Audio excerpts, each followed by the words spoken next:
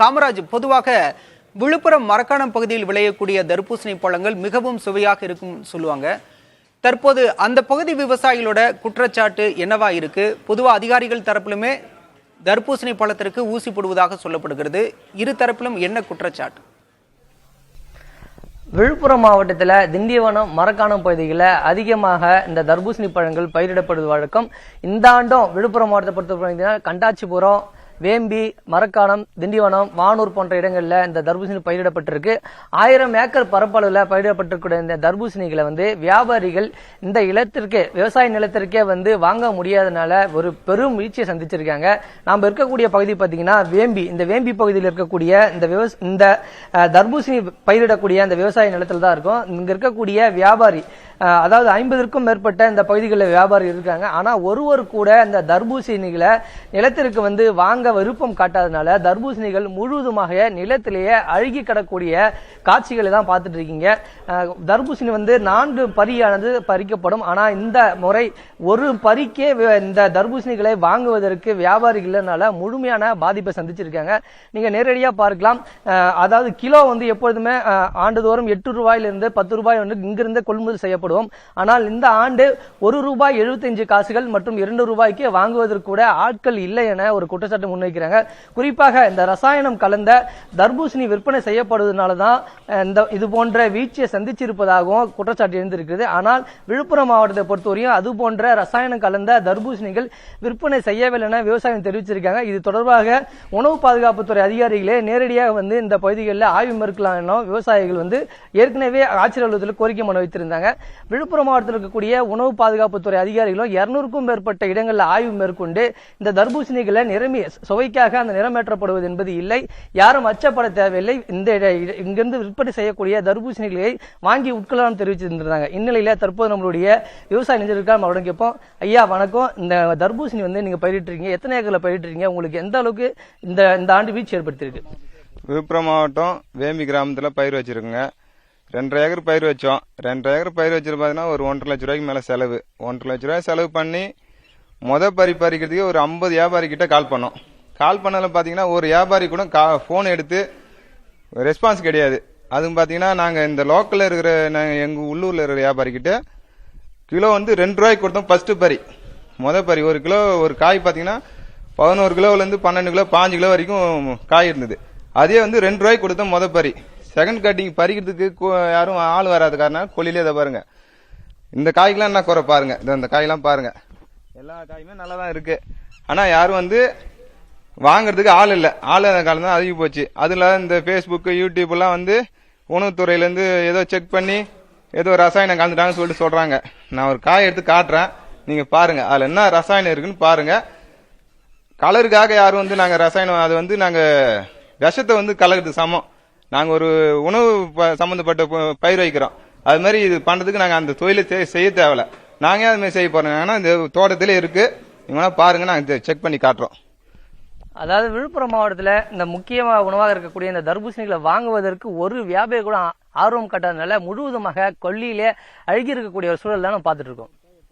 தொடர்ந்து பேசலாம் காமராஜ். தற்போது தருமபுரியிலிருந்து செய்தியாளர் விவேகானந்தன் நம்முடன் இணைந்திருக்கிறார். விவேகானந்தன், விழுப்புரத்துல விவசாயிகள் பெரும் கவலையை தெரிவிச்சிருக்காங்க. தர்பூசணி போதிய அளவில் விற்பனையாகவில்லை, வியாபாரிகள் புறக்கணிக்கிறதா சொல்லியிருக்காங்க. தருமபுரியில நிலவரம் என்னவா இருக்கு? அங்கு தர்பூசணியோட விற்பனை எந்த அளவுல இருக்கு?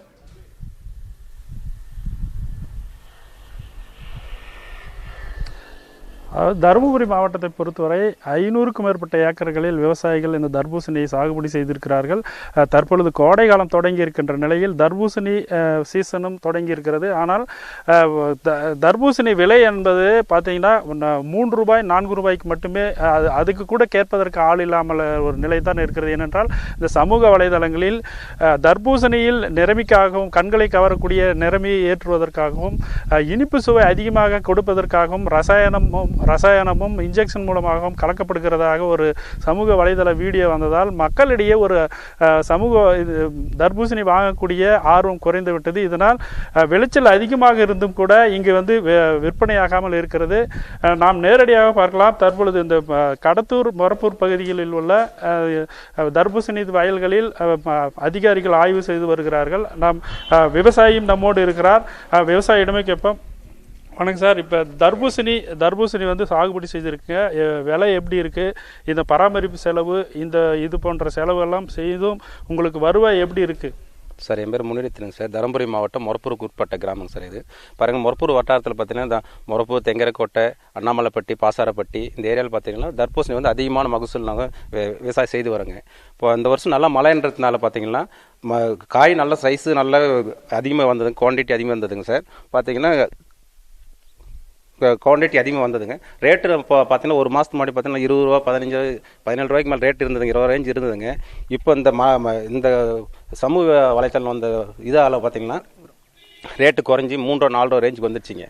பார்த்தீங்கன்னா தோட்டமெல்லாம் விடுற மாதிரி ஆகிப்போச்சுங்க, தோட்டத்திலே அழுகிற மாதிரி ஆகிப்போச்சுங்க. மாட்டுக்கு கொடுக்குறோம், மீனுக்கார கொடுத்து விட்டுறாங்க, எந்த விளைச்சல் இல்லாமல் போச்சுங்க சார். பார்த்தீங்கன்னா கலரிங் பார்த்தீங்கன்னா பாருங்கள், இதில் எந்த கலரும் எந்த ஒரு கெமிக்கல் நாங்கள் கலக்கலைங்க. அந்த சமூக ஊடகத்தில் நடக்கிற எந்த ஒரு விஷயம் இல்லைங்க. இப்போ நல்லா இருக்கும் கலரிங் பாருங்கள், இயற்கையானதுங்க இதுங்க. அனைத்து நம்ம மக்கள் வந்து இதை விவசாயம் நம்பி 100% சாப்பிட்லாங்க. ஒரு விவசாயி பார்த்தீங்கன்னா இன்றைக்கி வந்துங்க எல்லாமே வந்து ஒரு குழந்தைய வளர்த்துற மாதிரி வளர்த்தி ஒரு செடி கொண்டு வரோங்க நாங்கள். இந்த மாதிரி சமூக ஊடகத்தில் வர அந்த சின்ன சின்ன தகவல்கள் பார்த்தீங்கன்னா இந்த மாதிரி எங்கள் விவசாயிகள் வந்து முழுக்க பாதிப்படைகிறோம் நாங்கள். இதில் அதிகமாக பாதிப்படைகிறது பார்த்தீங்கன்னா விவசாயிகள் பாதிப்படுறாங்க. எந்த ஒரு விவசாயியும் இந்த ஒரு தவறான செயலை செய்ய மாட்டாங்க. தைரியமாக பொதுமக்களாகிய நீங்கள் தைரியமாக வாங்கி சாப்பிட்லாங்க.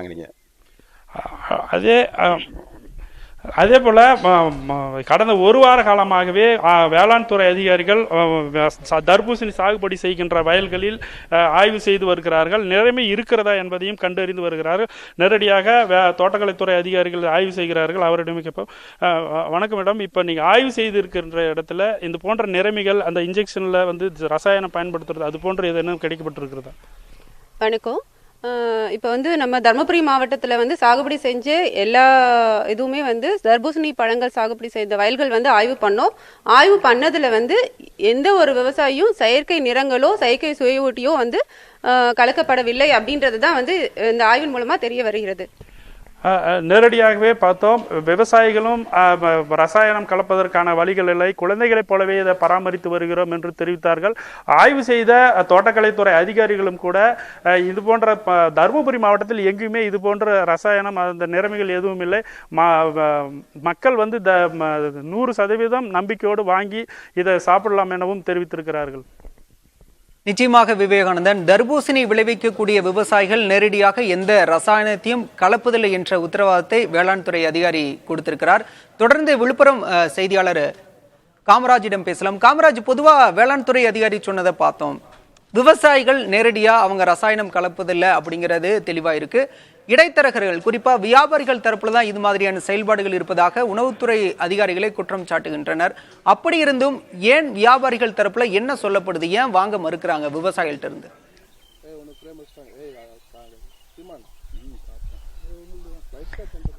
குறிப்பாக அந்த தர்பூசணியில நிறமி சுவைக்காக அந்த நிறமி கலக்கப்படுவதாக என்ற குற்றச்சாட்டு வந்து சமூக வலைதளங்களில் தான் வந்தது. ஆனா விழுப்புரம் மாவட்டத்தை பொறுத்தவரை பார்த்தீங்கன்னா அது போன்ற செயல்கள் கிடையாது.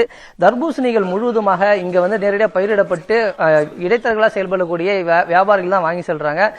அதனால இவர்கள் விவசாயிகளை தரப்பிலிருந்து எந்த ஒரு தவறுகள் நடைபெறுவதில்லை. நீங்க நேரடியாக பார்க்கலாம். ஐயா, அந்த தர்பூசணி வந்து இங்க பயிரிடப்பட்டு விலைக்கு கொண்டு வருவது இது நிறமிகள் கலக்கப்படாதுன்றதை உடச்சியே காமிங்க. அதை நேரடியாக காட்டுறேன். இது வந்து தோட்டத்தில் பறிச்சது, இது நீங்களே பாருங்க, எந்த கலரும் நாங்க சேர்க்கல, செடியில இருந்து பறிச்ச காய்.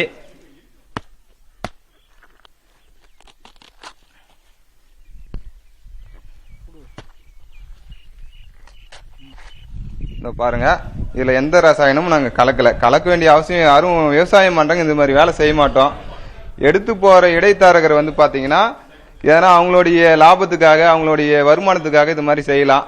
இது வந்து அரசு தக்க நடவடிக்கை எடுத்து தர்பூசணி விவசாயம் செஞ்சவங்களுக்கு ஏன்னா உரிய வந்து நிவாரணம் கொடுக்குமாறு தாய்மூடன் நாங்க கேட்டுக்கொள்கிறோம். இதனால வந்து 1000 ஏக்கருக்கு மேல விவசாயம் தர்பூசணி விவசாயம் செஞ்சு எல்லாம் பாதிக்கப்பட்டு கொள்ளிலே அதுக்குன நிலையில ரொம்ப கவலைக்கிடமா. இதனால ஒரு சில விவசாயி வந்து தற்கொலை கூட இது பண்ணாங்க. எங்க ஊர்லயே ஒரு விவசாயி தற்கொலைக்காக முயன்றாரு. அதை காப்பாத்தி முன்னிப்பாக்கம் அரசு மருத்துவமனை தான் சேர்த்தோம், மருந்து குடிச்சிட்டாப்ல.